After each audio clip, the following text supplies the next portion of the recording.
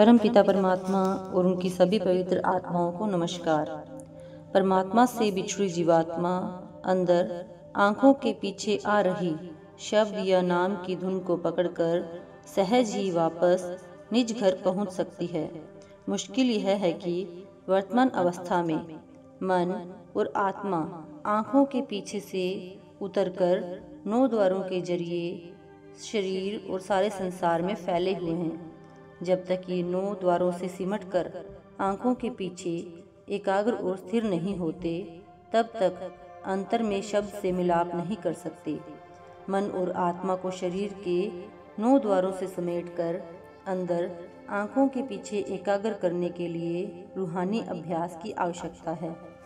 संत सतगुरु अपनी शरण में आने वाले जीवों को इस रूहानी अभ्यास की विधि सिखाते हैं। अलग अलग आध्यात्मिक मंडलों की रचना के बारे में आवश्यक जानकारी देते हैं और इन मंडलों को पार करने की युक्ति समझाते हैं। वे जीव की आत्मा को शब्द से जोड़ते हैं और आंतरिक रूहानी सफ़र तय करने में जीव की अमली सहायता करते हैं।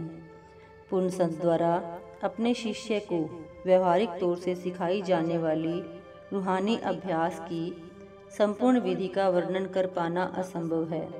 इस युक्ति का काफ़ी हिस्सा गुरु से शिष्य को मिलता आया भेद है।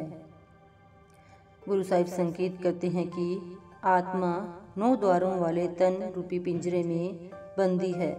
जब तक यह 9 द्वारों को बंद करके आंखों के पीछे स्थित 10वीं खिड़की नहीं खोलती, इसको परमात्मा से मिलने का परम आनंद प्राप्त नहीं हो सकता। 5 कर्मेंद्रियां और 5 ज्ञानेंद्रियां, ये 10 इंद्रियां हैं जो कि आत्मा को निज घर पहुंचाने के लिए 9 द्वारों या 10 इंद्रियों की कैद से मुक्त कराना आवश्यक है। आत्मा शरीर और संसार में किस प्रकार फैलती है? संसार की हर एक वस्तु और शक्ल का शरीर के 9 द्वारों या 10 इंद्रियों से संबंध है। मन इच्छाओं और तरंगों का भंडार है। यह हर क्षण संसार के किसी न किसी पदार्थ या स्वरूप के विषय में सोचता रहता है। जिस वस्तु या व्यक्ति के विषय में यह सोचता है और जिसकी शक्ल की यह कल्पना करता है, उसी की ओर यह खींचा चला जाता है। शरीर के जिस अंग या द्वार से उस व्यक्ति वस्तु का संबंध होता है, उसी के घाट पर मन खींचा चला जाता है। मन और आत्मा की गांठबंदी होने के कारण आत्मा भी मन के साथ साथ उस द्वार पर खींची चली जाती है। सांसारिक वस्तुओं और शक्लों के विचार पैदा करते रहने तथा इच्छा और तृष्णा जागृत करते रहने की वृत्ति को सुमिरन करना और इन शक्लों तथा पदार्थों के स्वरूप गढ़ने की शक्ति को ध्यान कहा जाता है। अनेक जन्मों से संसार की नश्वर शक्लों और पदार्थों के सिमरन तथा ध्यान के कारण मन को न केवल शरीर और संसार में फैलने की आदत पड़ चुकी है, बल्कि इसका इनसे मोह भी पैदा हो चुका है। मन संसार की नाशवान वस्तुओं के सिमरन और ध्यान के कारण संसार और शरीर के 9 द्वारों से बंधा हुआ है। जब तक मन की सिमरन और ध्यान करने की इस आदत का इलाज नहीं किया जाता, यह आंखों के पीछे से उतरने और 9 द्वारों से होकर बाहर जाने से नहीं रुक सकता।